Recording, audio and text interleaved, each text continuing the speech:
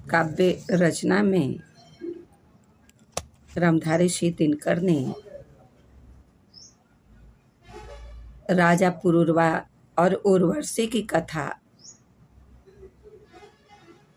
पर आधारित इस काव्य ग्रंथ की रचना की। तो मैं इस वीडियो में पुरूरवा और उर्वशी की कथा को संक्षेप में बताने जा रही हूँ।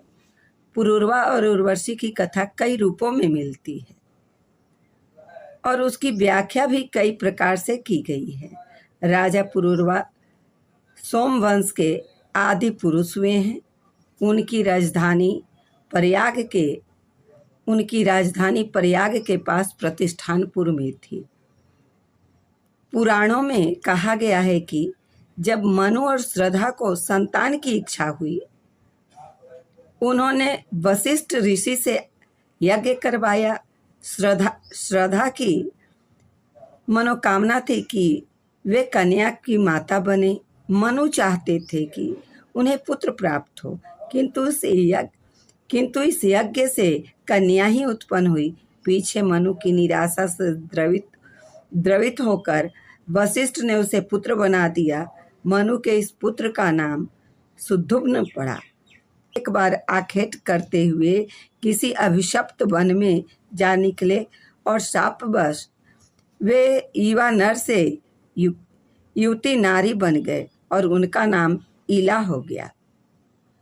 सुद्धुम्न का नाम अभिशप्त वन में जाने पर वह सुद्धुम्न युवा से युवती बन गए और उनका नाम ईला हो गया।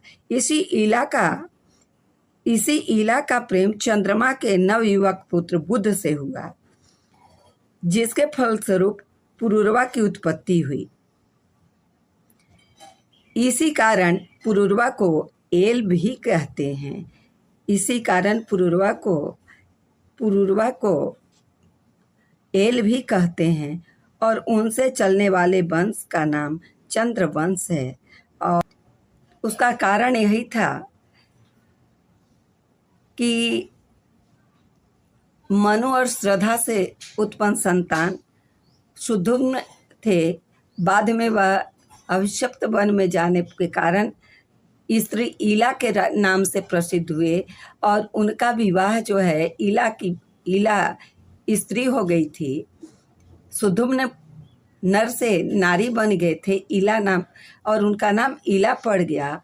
और ईला का विवाह चंद्रमा के